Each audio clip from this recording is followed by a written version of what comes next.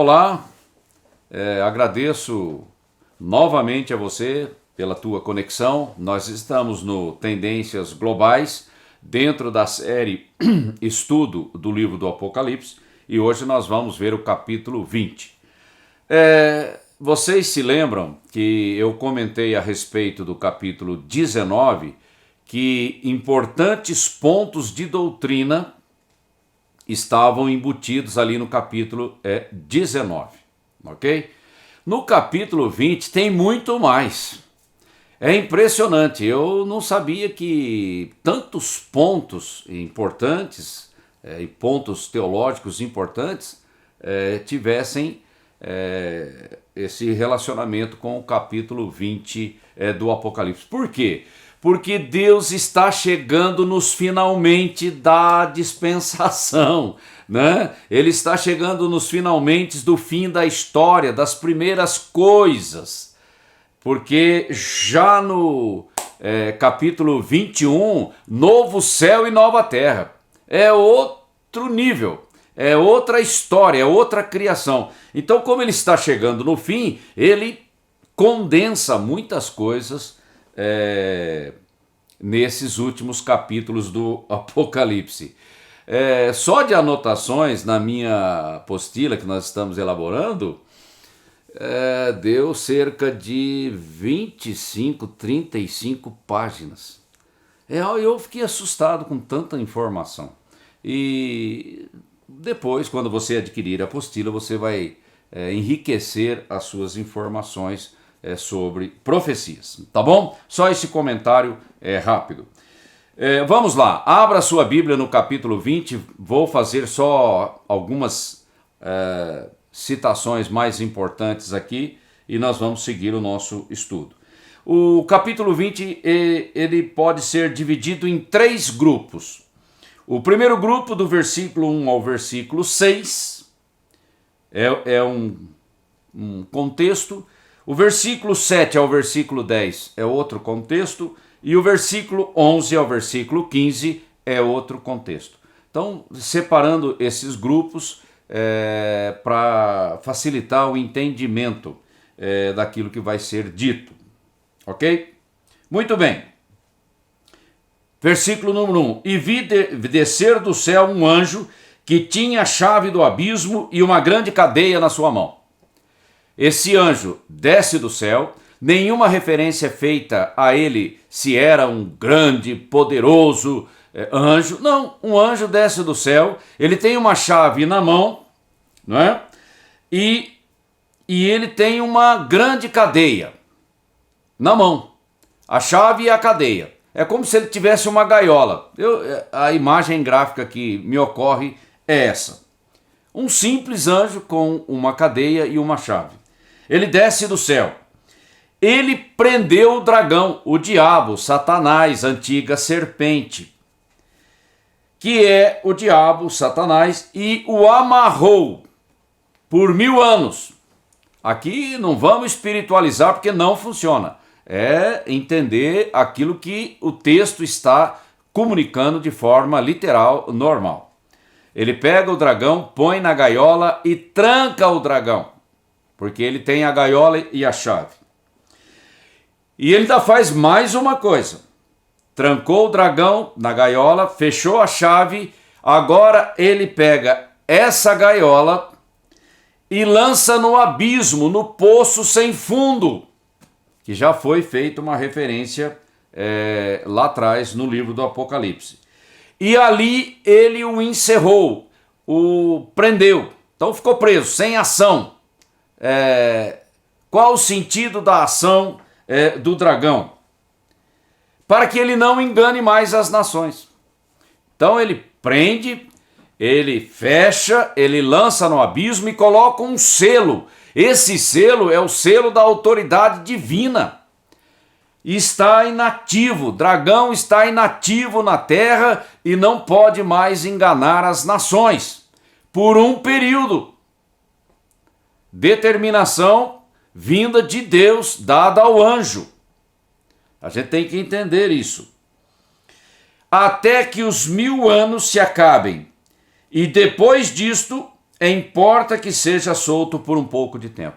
Então, prazo de validade, você vai ficar preso 1000 anos. É 1000 anos mesmo. Não tem que ficar, isso aqui, não. É 1000 anos. E essa expressão 1000 anos é repetida várias vezes, só nesse essa primeira parte do capítulo 20 de Apocalipse. Enganar as nações é a força motriz do dragão, do diabo. Então Deus coloca um selo. Por quê? Por que ele vai ficar inativo por 1000 anos? Por causa do reino milenar. Porque Jesus Cristo vai estar na terra pessoalmente a partir de Jerusalém. É isso. Então já tem que linkar essas duas coisas. E no fim do milênio importa que ele seja solto. Por quê? De novo vai fazer a mesma coisa. Vai enganar as nações e vai levantar pessoas em rebelião contra Deus. Aqui no caso, concretamente em rebelião contra Jesus Cristo glorificado, reinando a partir de Jerusalém. Mas isso é no final do milênio, dos 1000 anos. E por que ele tem que ser solto? Para provar os corações daqueles que nasceram no milênio. Porque Deus não deixa ninguém sem testemunho. E testemunho é prova, é teste. Entende? Porque os sobreviventes que vieram da tribulação entraram em seus corpos naturais no milênio. E eles vão gerar filhos. E esses filhos precisam ser provados. O novo nascimento, essa questão da nossa entrega, da nossa vida para o Senhor, são decisões pessoais. Não existe transmissão de pai para filho. Cada um vai ter que tomar a sua posição diante do Senhor. Mas seguindo aqui, e vi tronos, aí já muda um pouco a visão. Viu tronos, e pessoas se assentaram sobre esses tronos, e foi-lhes dado o poder de julgar. Deus concedendo poder para essas pessoas que vão se assentar nesses tronos, poder para julgar. É Deus quem dá autoridade, porque a autoridade máxima vem do céu, vem do trono de Deus. E vi, aí muda um pouquinho de assunto, e vi as almas daqueles que foram degolados pelo testemunho de Jesus e pela palavra de Deus. Degolados, decapitados. É isso que a Bíblia fala dos mártires da tribulação. E interessante que recentemente a FEMA nos Estados Unidos comprou uma enorme quantidade de guilhotinas e na Europa também. Preste atenção, fique atento. E pela palavra de Deus, pelo testemunho de Jesus e pela palavra de Deus, e que não adoraram a besta nem a sua imagem, e não receberam sinal em suas testas e nem em suas mãos. Então, os mártires da tribulação têm essa característica. Não adoraram a besta, não adoraram a sua imagem e não receberam a marca. Por isso foram perseguidos e martirizados. E viveram. Viveram aqui significa reviver. Aqui é ressuscitar. Voltar à vida novamente. E reinaram. Para reinar com Cristo no milênio, você precisa reviver. Porque você foi martirizado. Agora você vai passar por uma ressurreição e aí no seu corpo ressurreto, você vai estar com Cristo no milênio e vai governar com Ele, vai reinar com Ele. Durante os 1000 anos do seu reinado na terra a partir de Jerusalém, que a gente chama de reino milenar ou milênio, ok? Mas os outros mortos, falando de uma outra classe de pessoas, não reviveram até que os 1000 anos se acabaram. Então veja bem, a Bíblia fala claramente de uma primeira ressurreição, é a ressurreição da vida, é a ressurreição dos justos. E a Bíblia também fala de uma segunda ressurreição que é a segunda morte, que está relacionado aos ímpios, que vai acontecer com uma diferença de 1000 anos entre a primeira e a segunda. Só que a primeira, ela é um ciclo de muitas fases. A última fase da primeira ressurreição, entre a última fase da primeira ressurreição e a segunda, nós temos aí pelo menos um intervalo de 1000 anos. Mas a primeira ressurreição começou com o Senhor Jesus Cristo, que morreu e ressuscitou ao terceiro dia. De lá para cá, muita coisa vai acontecer. Bem, esta é a primeira ressurreição. E eu até chamo a tua atenção, na celebração de domingo, desse próximo domingo, nós vamos estar falando sobre isso, trazendo um enfoque desse assunto, tá bom? Não perca, compareça, esteja lá juntamente conosco. E no versículo 6, bem-aventurado e santo aquele que tem parte na primeira ressurreição. Bem-aventurado, existem 7 bem-aventuranças no livro do Apocalipse. Essa é uma delas. Bem-aventurado e santo aquele que tem parte na primeira ressurreição, porque vai reviver e vai reinar com Cristo. É esse o núcleo duro da primeira ressurreição.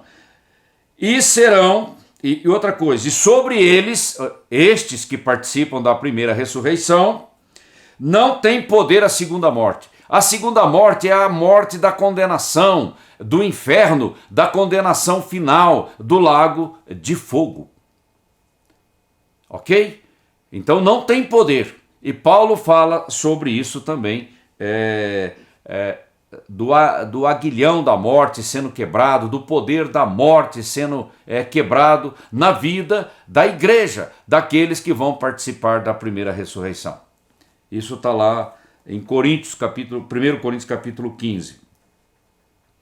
Mas serão sacerdotes de Deus e de Cristo e reinarão com ele 1000 anos. Reinar, quando aqui no versículo 4, e vi tronos, trono fala de governo, de reino. E Jesus vai reinar juntamente conosco, que estaremos com ele em corpos ressuscitados. Ok? Então, é isso. Agora vamos ver o outro grupo, do versículo 7 ao versículo 10. E acabando-se os 1000 anos, Satanás será solto de sua prisão. Nós já falamos sobre isso. E sairá a enganar as nações que estão sobre os 4 cantos da terra. Aqui eu chamo a atenção, Gog e Magog de Ezequiel 38 e 39, não é Gog e Magog de Apocalipse capítulo 20. Lá em Ezequiel são algumas nações islâmicas que vão estar participando dessa batalha de Gog e Magog. Aqui é dos 4 cantos da terra, não são a mesma coisa. Tá? Só chamando a sua atenção. Cujo número é como a areia do mar para as ajuntar em batalha. Perceba uma coisa trágica. Jesus reinando sobre a terra pessoalmente, pessoas nascendo no reino milenar debaixo da bênção, e assim mesmo serão enganadas por Satanás e se levantarão contra Cristo, contra Jerusalém, contra o arraial dos santos. Veja a questão do coração, que é uma questão fundamental na vida de qualquer pessoa, de qualquer geração. E subiram sobre a largura da terra, no versículo 9, e cercaram o arraial dos santos e a cidade amada, e de Deus desceu fogo do céu e os devorou. Foram destruídos pelo fogo. Foi assim, num instante, num momento, ok? Porque aqui não tem aquela oportunidade de arrependimento, porque nasceram debaixo da bênção, estiveram na presença do Messias, e mesmo assim se levantaram contra ele. E o diabo, que os enganava, foi lançado no lago de fogo. Então, nós vimos lá no capítulo 19 que a besta e o falso profeta foram lançados vivos no lago de fogo. Inauguraram o lago de fogo, que foi criado para o diabo e os seus anjos.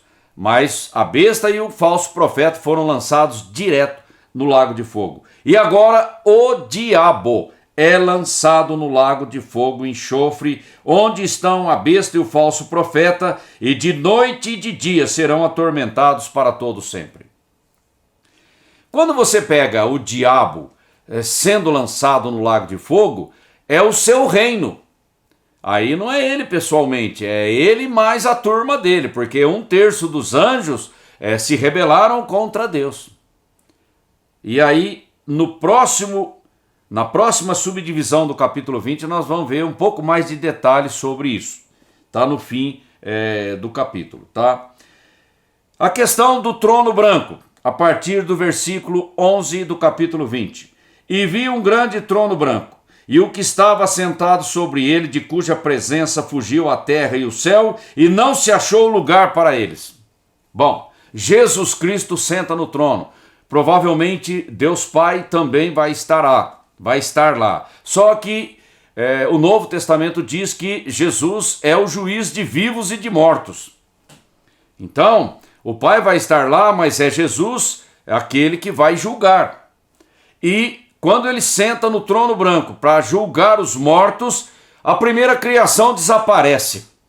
Ela foge da sua presença. Depois, lá no capítulo 21, a gente vai ver esse tipo de coisa. Muito bem. E vi os mortos, pequenos, grandes, não importa, que estavam diante de Deus. E abriram-se os livros, e abriu-se outro livro, o livro da vida. E os mortos foram julgados pelas coisas que estavam escritas nos livros, segundo as suas obras. Então nós temos 2 tipos de livros. O primeiro livro das obras, os atos realizados em vida. Esse aqui fala de grau de punição. O livro da vida, para ficar ratificado, que não fazem parte do rebanho do Cordeiro. Porque lá no capítulo 21 nós vamos ver que o livro da vida do Cordeiro é aqueles que foram comprados e remidos no seu sangue. Ok? São 2 coisas diferentes. E quem não está com o nome no livro da vida não entra no estado eterno. É simples assim. E nem na Nova Jerusalém, porque depois nós vamos diferenciar essas 2 coisas lá no estudo a partir do capítulo 21. Ok?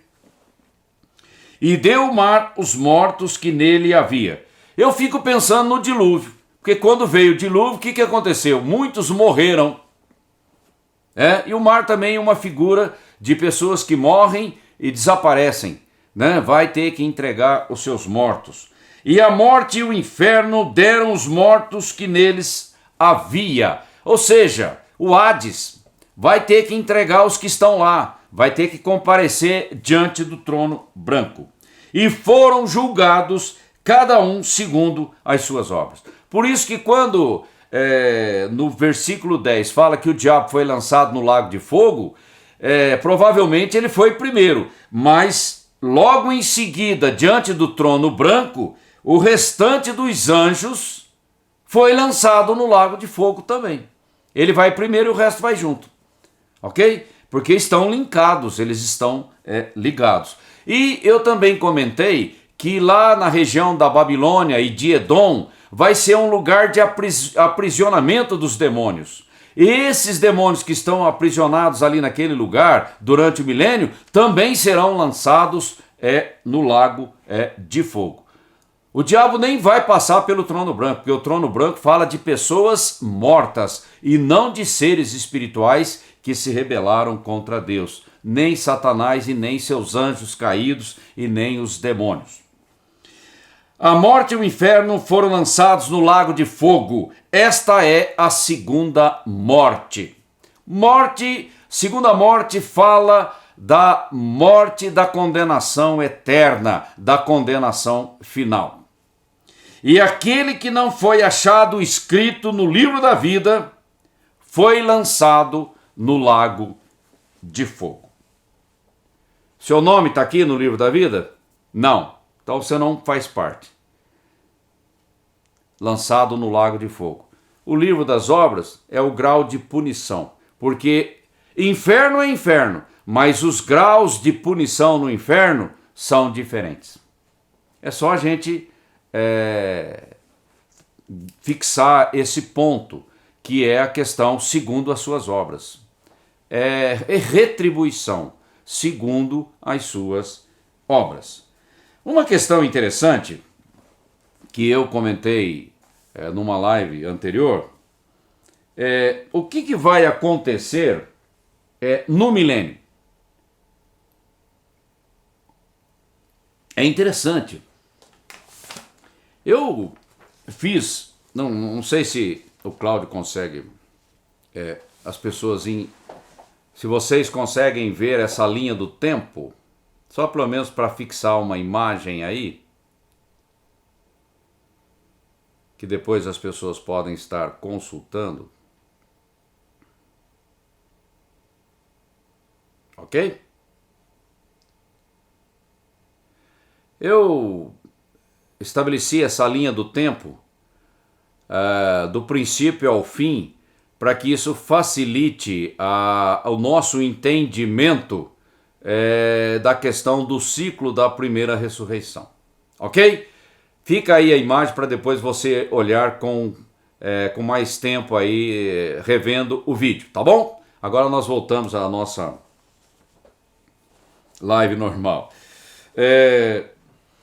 Quando você vai estudar o ciclo da primeira ressurreição, você tem que ter essa linha do tempo, desde o início até o fim, para você estabelecer os grupos dentro dessa linha do tempo. Então, vamos imaginar aqui. No Velho Testamento, nós temos um negócio bastante interessante. Antes do dilúvio e depois do dilúvio. Porque o dilúvio foi uma coisa marcante. Aonde estão os mortos? Eles estavam lá no Sheol, né? Ou Hades, depende aí do contexto que você está estudando, a referência no Velho ou no Novo Testamento. Um grupo estava em tormento e o outro grupo estava no paraíso dos santos. Quando Jesus morre e ressuscita, ele leva cativo o cativeiro. Ou seja, ele pega o paraíso dos santos, na história lá do rico e do Lázaro, quando Jesus fala, isso fica bem claro. Ele transporta o paraíso dos santos para a presença de Deus. Ok. Mas aqueles que estavam no Sheol continuam. E nós temos anjos também que estão presos no abismo, reservados em cadeias para o julgamento final, quando Satanás será lançado no lago de fogo, juntamente com os anjos caídos e os demônios. Mas aí depois de Jesus, da ressurreição de Jesus, você tem a era da igreja. Aí, depois que a igreja é arrebatada, você tem a tribulação. Depois da tribulação, você tem o milênio. E logo depois do milênio, você tem o trono branco. Quando você tem a clareza nessa linha do tempo, você começa a enxergar os grupos que vão participar da primeira ressurreição e o grupo que vai participar da segunda ressurreição. Porque senão você se confunde nessa questão. A única coisa que a Bíblia não traz detalhes é se pessoas que morrerem por ocasião do milênio, como é que vai ficar a situação delas. Eu já me referi isso lá atrás. O trono branco fala claramente que é um trono de julgamento de mortos e mortos que vão ser condenados. Então aí a gente fica assim, um ponto. Ou os justos do milênio não vão morrer, é uma possibilidade, e se morrerem, como é que vai ser? Eu não sei, eu não tenho clareza nesse detalhamento, tá bom? Só para esclarecer para vocês que aqui a gente é transparente quando a gente estuda a Bíblia, tá bom?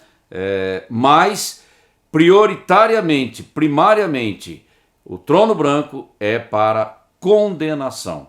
Aí eu fico pensando, se um justo morre no milênio, ele vai comparecer no trono branco para ser condenado? Não, não faz sentido. Entende? Então fica aí esse ponto que quem quiser estudar pode ir lá no profeta Isaías, aqueles profetas que falam do milênio, para você começar a pensar alguma coisa que possa trazer esclarecimento. Na apostila tem anotações a esse respeito, porque eu acho que é interessante. Mas isso não é o fundamental para nós. Nós já estamos na primeira ressurreição através do arrebatamento.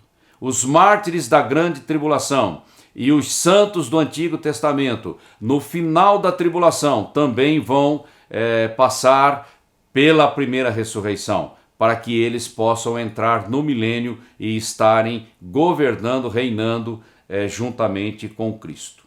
Então isso traz clareza para nós. Agradeço a você aí pela paciência, pela fidelidade nos acompanhando nesse estudo. Quando a apostila ficar pronta, eu incentivo você a adquirir a preço de custo para que você possa enriquecer o seu conhecimento, o seu estudo de profecias bíblicas. Deus te abençoe, tenha uma ótima semana e eu conto com você a semana que vem.